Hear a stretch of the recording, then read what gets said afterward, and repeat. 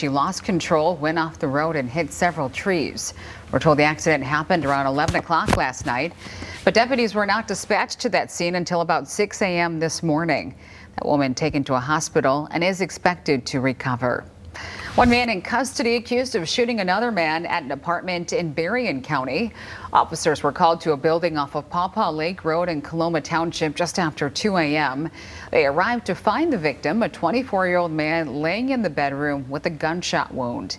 He's currently listed in critical condition at a nearby hospital.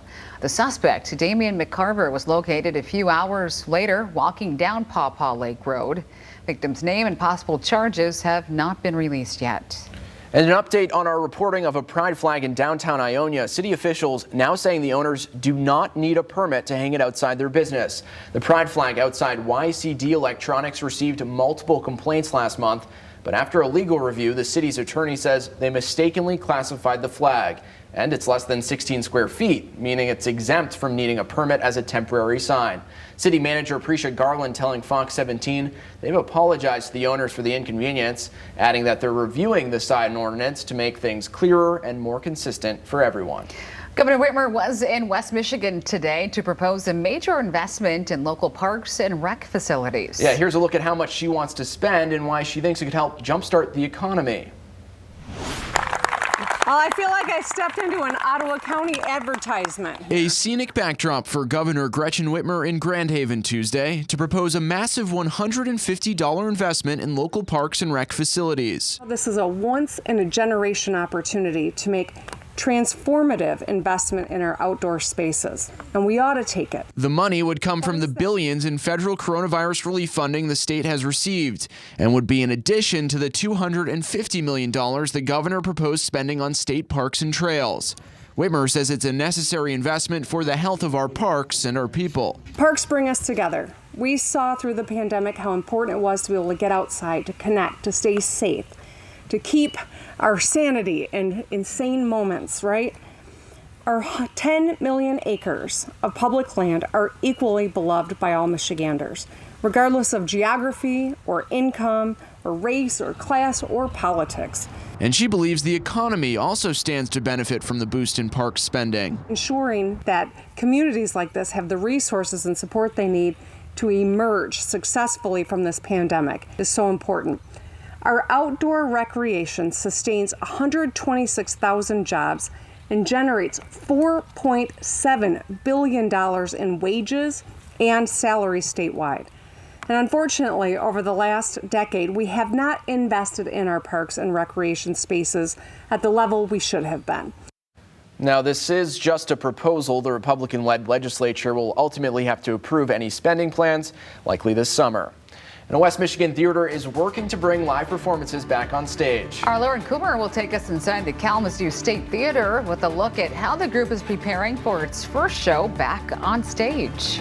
Search and rescue efforts continue at the site of that collapsed condo building in Florida. These efforts getting more urgent as Tropical Storm Elsa barrels towards the state. Coming up, the latest on the complicated search for victims and the desperate search for answers. I've got the radar up and running. Not a whole lot in terms of aerial coverage of showers and storms, but there are a couple storms gathering out over Lake Michigan. I'll tell you where they track and take this forecast out into tomorrow. Some additional rain chances in there. Full details after the break.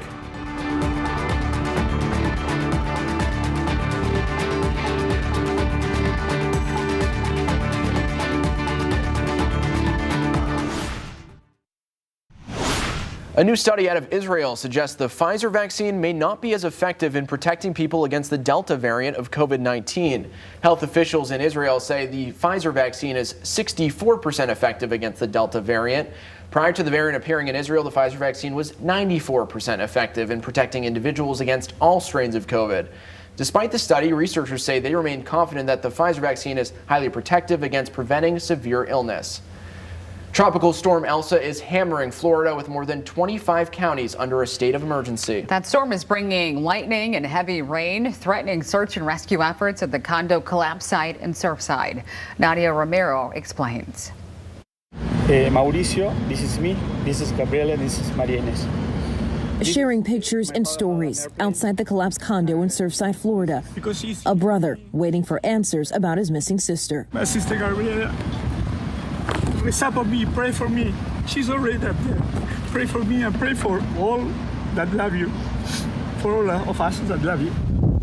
Search efforts in Surfside interrupted by lightning, with fears more delays or problems could brew from Tropical Storm Elsa's wrath. We do continue to expect occasional gusts and strong showers today, and we're closely monitoring the weather. In other parts of the state, begin your preparations now.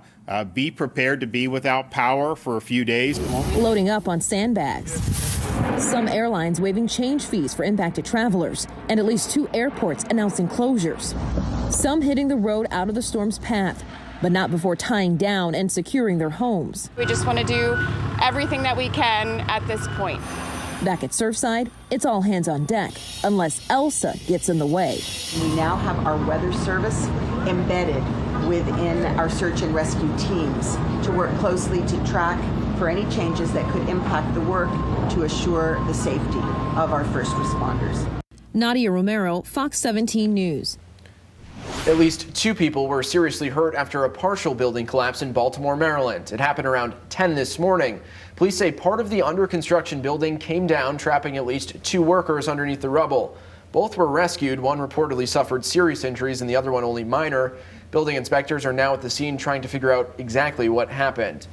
And it's been 6 months since the January insurrection on the U.S. Capitol that left several people dead and over 100 injured. Since those riots on January 6th, the U.S. Capitol Police have increased staffing, bought more helmets, shields, and non-lethal munitions as well. Officers now training with the National Guard, and the department has a new critical incident response plan to coordinate with local, state, and federal law enforcement. Intelligence officials have also increased the amount of information they share with the department and other agencies. Hundreds of people, of course, arrested in connection with those riots. 11 are from here in Michigan. Carl Dretsch of Calumet was charged 14 days after the riots with violent entry and other crimes. Dretsch posted photos and video on social media during his time with the riots. Anthony Williams of Southgate arrested in March after an online tip to the FBI. He is charged with obstruction of an official proceeding, knowingly entering a restricted building, and violent entry into the Capitol. The most recent arrest came on June 30th, when, according to the FBI, Stephen Thurlow of St. Clair Shores was seen inside the Capitol in photos on his Facebook page and surveillance video. You can find the full list of Michiganders charged in connection with the riots right now on our website and mobile app. All right, everybody, 6:16 and change here on this Tuesday evening. We've had all kinds of sunshine today, mostly sunny for the majority of hours, shaking out maybe partly cloudy for a little bit of time, but still looking pretty bright here in Grand Rapids. Temperatures that have made it into the upper 80s for a 3rd straight day, topped out at 88 officially in GR today. Now, this large cold front across the Midwest, Great Lakes, and Northeast does stretch.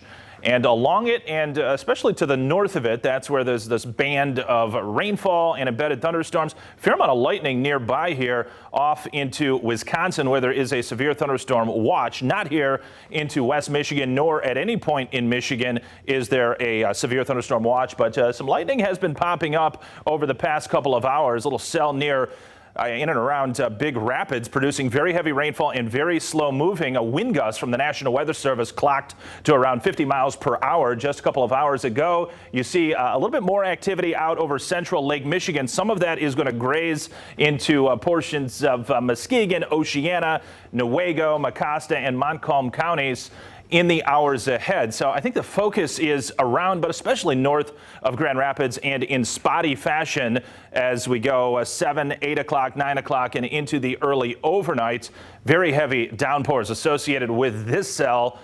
Big Rapids and northward, and as you can see, it's not going anywhere, so those underneath it just getting hammered. But again, that is a pretty low percentile within our viewing area at this point. A focus again north of I-96. I think if you're south of I-96, the rain prospect, the rain chance isn't 0, but it's very low as we go through this evening and overnight. Severe thunderstorm watch, there it is in the pink shaded colors off in Wisconsin. I'll go to the HRRR model, high resolution rapid refresh. This is a model from the National National Weather Service that is useful within about 12 hours of when things are going to get cooking. And though we're not necessarily expecting anything too dramatic here tonight, north of I-96, there can be some of these pop-up showers and a couple thunderstorms. Again, I think particularly across Oceana, Newaygo, and Mecosta counties. Not impossible that there could be another stronger storm, perhaps a severe storm, but I wouldn't anticipate anything too outrageous as we go through tonight in terms of storms or storm coverage even.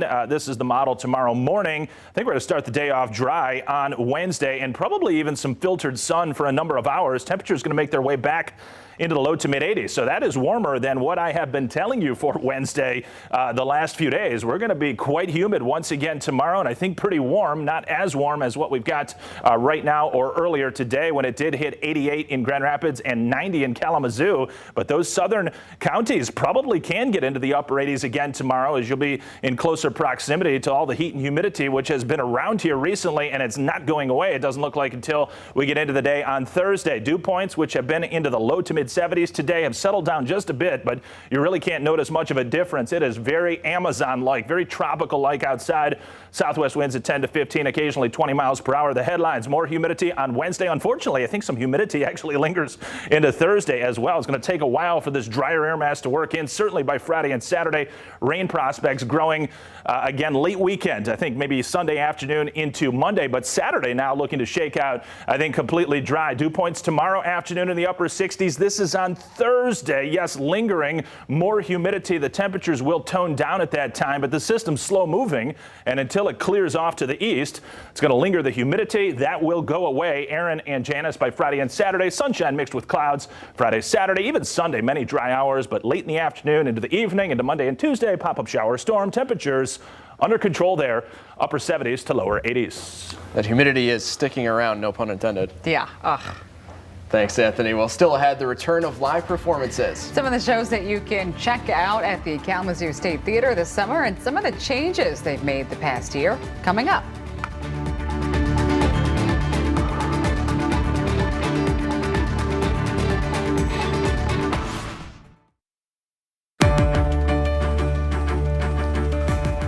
Many live performances are now coming back to West Michigan after COVID-19 canceled them more than a year ago. Our Lauren Coomer tells us how one music venue hasn't wasted any time bringing back live music and performances indoors.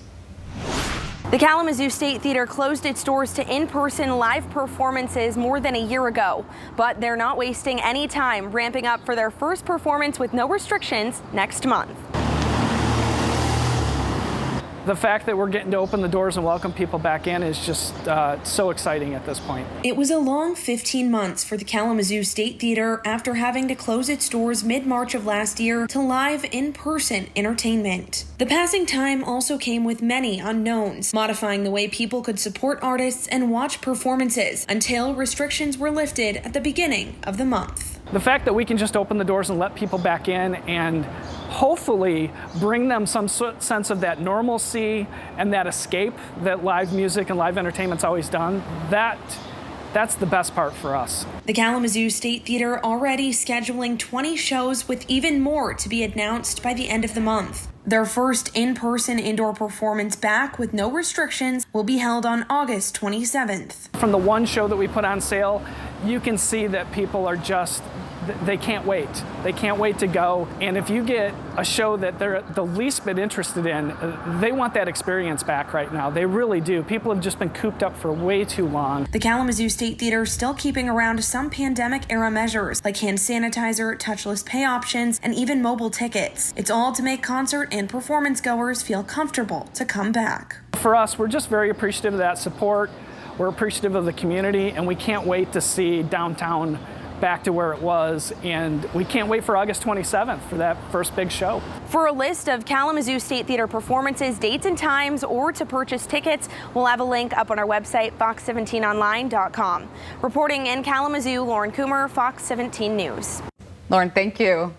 Still ahead, potential wind turbines in Montcalm County have residents there concerned about their health and safety. Yeah, what we know ahead of tonight's township meeting coming up. A woman dead after an overnight fire at a campground. What firefighters say made that fire so difficult to put out. The only station with local news at 6:30. You're watching Fox 17 News.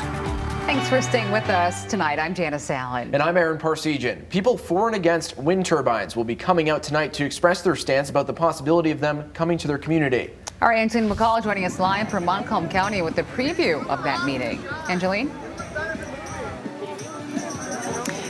Yeah, Janice and Derek, not so much a meeting, but an open house for people to learn more information. And as that's happening on inside of the Township Hall here in Douglas Township, you can see all of the people behind me that are in opposition of the project. They're all holding signs that say too tall, too close. And so you can just see how many, I would say maybe 30 or so people are here, and they've listed off several reasons as to why they disagree with this project, saying that these are not clean, they're not quiet, that they could be a wildlife destructor, as well as, you know, they're just big machines, 600 feet tall in some cases, and they don't want these near their homes or in the community.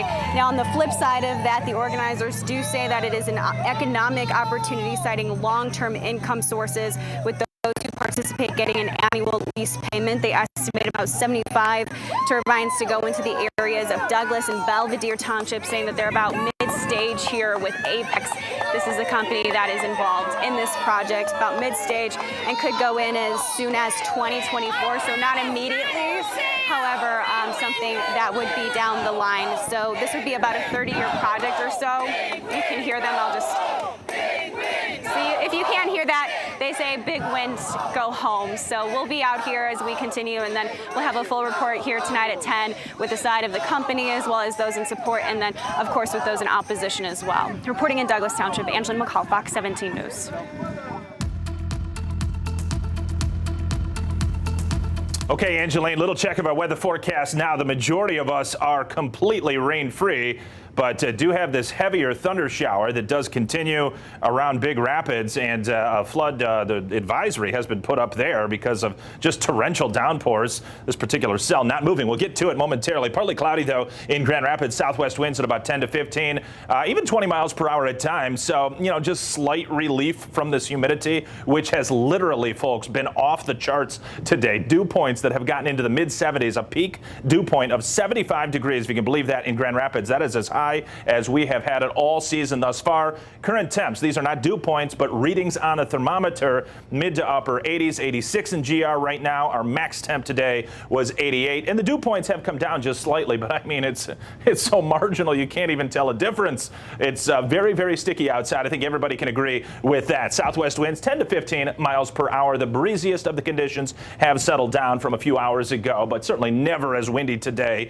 as it was yesterday. The most cloud cover north of I-96, and that makes sense, right? Because that's where a couple of these thunderstorms have been recently. A cold front that is draped across the northern half of the lower peninsula, and in proximity to that front, we do have some thunderstorms out there. I will zoom this in just a bit, and it is this particular cell, which a couple hours ago did produce a wind gust to around 50 miles per hour near Big Rapids, and it's just not moving. It's sitting and dumping rainfall, and a flood advisory for parts of, or I should say, easternmost northern Newaygo County into Mecosta. Also want to take note of these thunderstorms out over the lake. Some of that is going to graze into our northern quarter of the viewing area as we progress later this evening. More on that in the main weather segment, but here is this flood advisory. So raining torrentially up there. The rest of us really not experiencing a whole lot. This is the high resolution modeling. It's really north of I-96 where you've got to worry about rainfall, potential storms this evening. If you're south of I-96, I would expect to stay dry.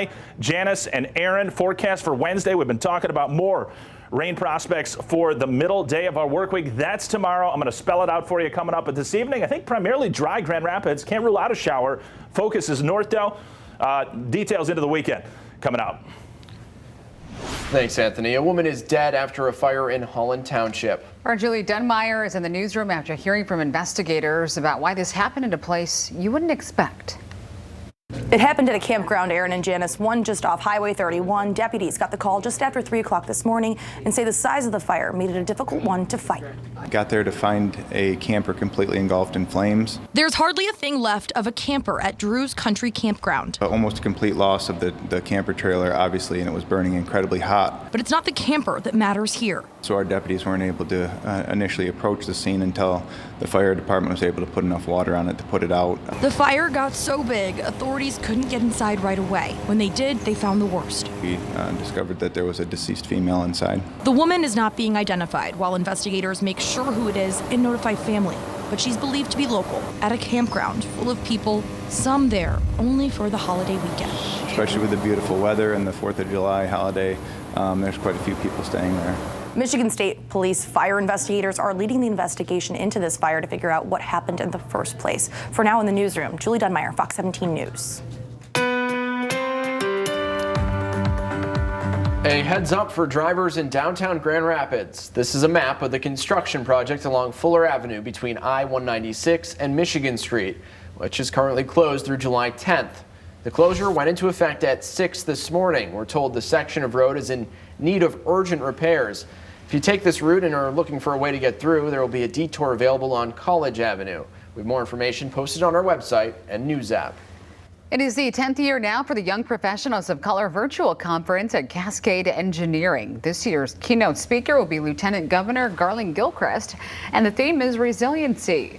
Participants can choose from several online breakout sessions hosted by local leaders, focusing on everything from mental health to leadership challenges and building communities.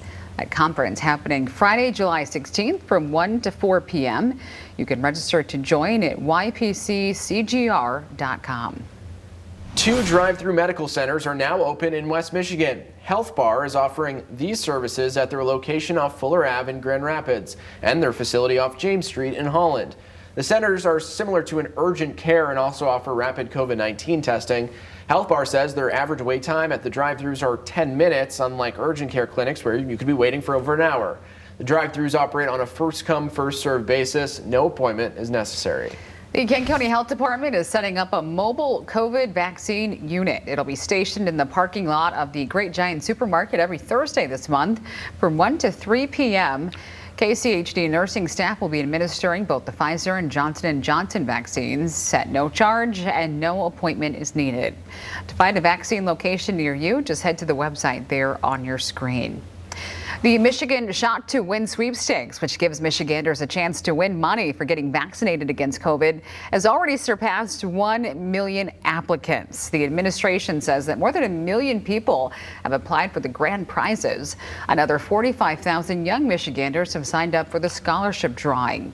The state announced just last week plans to give away $5 million in cash and nearly $500,000 in college scholarships to encourage people to get vaccinated and increase the state's vaccination rate by roughly 9% to reach the goal of 70% of residents 16 and older being immunized.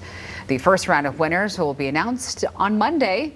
You can register right now by heading to mishottowin.com.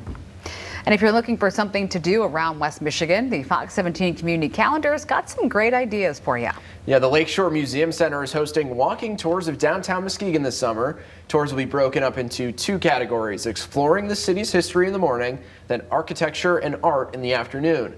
The 90-minute tours happen Mondays and Thursdays through September 2nd. Tickets are $15 and a 2-ticket minimum is required. You can find discounts and more information by going to lakeshoremuseumcenter.org and searching walking tours. The towers at the Ionia Fairgrounds entrance are getting a patriotic paint job. Volunteers started painting them red, white, and blue ahead of the opening of the Ionia Free Fair on July 16th. Organizers say the upgrade is being done in honor of the fair's 106th anniversary. And if your organization has an event coming up or you know of one, let's connect. Let us know when and where and who's invited, either by email or on social media. Then tune in. We may feature the event right here on the Fox 17 Community Calendar. And still ahead, we're going bowling. How the Spectrum Entertainment Center has evolved during the pandemic, coming up in our We're Open segment. And a West Michigan basketball star has found his college home. More on Northview's Kyler Vanderjack's decision coming up. If you're outside shooting hoops this afternoon, you're probably sweating within like a minute of being out there, probably even less. Humidity is just outrageous, and we've had a couple thunderstorms pop up. I'm looking at some activity out over Lake Michigan. I'll show you where that tracks, and I got your forecast into the weekend. Details after the break.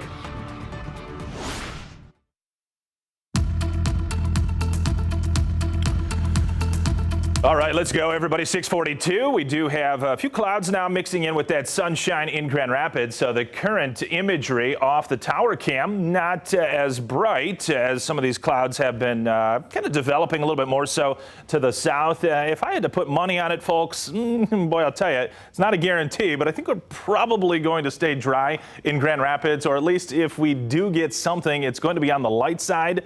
The main corridor of showers and storms is just off to the north. I mean, it's a close call, but we're going to zoom this on in, and a cold front just to the north of our viewing area really is the focus mechanism for the best coverage of wet weather. That cold front slides a little bit further southward, particularly tomorrow afternoon and evening. So that's really when we've got our best shot for a little bit better coverage to come about at that time. Right now, though, it is through the northern quarter of the viewing area. What does that mean? Well, it means pretty much Oceana, parts of Muskegon, Newaygo, Mecosta, Montcalm counties, probably even northernmost Kent County as we progress forward, and some ominous looking rainfall or cells, if you want to call them that, out over Lake Michigan will scan over there in just a moment. This, though, over eastern Newaygo and Mecosta counties, where there is a flood advisory until 12:30 in the morning now, and this cell just not moving. I mean, it's basically been sitting there for a couple of hours and just pummeling the same area. So watch your driving if you're around Big Rapids and northward. Likely some ponding on roadways. And to take it easy out there, and then some additional very heavy rainfall. You know, I have not seen any hail associated with these cells, but there can be gusty winds, so I'm going to have to watch these very closely as they come in. There is a slight chance we could have a stronger storm. Certainly they're strong right now, so if they maintain themselves, they'll be that way as they arrive into Oceana and Muskegon counties over the next hour and a half. And there's an outside chance we could deal with a severe thunderstorm warning at some point this evening from the National Weather Service, though I think that, again, that is to be north of Grand Rapids. Severe thunderstorm watch in the pink colors out to the west. Not anticipating that we're going to see a watch extended into lower Michigan, but again, can't make any guarantees on that. I think the odds of it, though, quite low. Let's go to the HRRR model, high resolution rapid refresh model, and confirming everything I'm talking about. Again, north of I-96, that's the focus, and likely just far enough northward that we're not going to get hammered in Grand Rapids.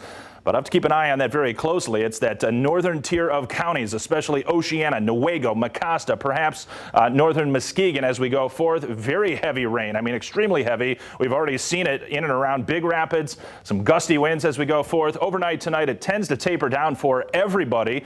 And then these clouds off this high-resolution modeling looking pretty thick there. Probably some filtered or dimmed sun, Grand Rapids and southward tomorrow. And temperatures, a huge spread on the board for tomorrow. Likely 70s to the north, low to mid 80s, I think, in Grand Rapids again. So warmer than I've been telling you the last few days. I think it is going to be warm and humid once again with many dry hours. Best chance of storms into the evening on Wednesday, and then probably flirting with 90 degrees down near the Indiana line tomorrow. So the heat and humidity, it's not over yet. Temps across the country looking warm, though cooler in the northern tier of states. Some of that does arrive here eventually later Thursday into Friday. Dew points up near 70 degrees. They got as high as 75 locally earlier today. So just hitting the roof with the humidity, and expect it to continue into Wednesday. I think some humidity on Thursday as well, but it falls off the cliff Friday and Saturday. Much drier and comfortable. And I've taken rain out of the forecast for Saturday as well. Bring it back, though, later on Sunday. Look at the dew points projected for tomorrow afternoon. Again, upper 60s to near 70. I pushed the button. Thursday looking pretty similar as well. So that's what the models are trending towards. More humidity on Thursday as the system takes longer to get out of here. Eventually it does. Lower humidity Friday and Saturday. Next chance of any rain later Sunday into Monday. Thanks, Anthony. New at 6.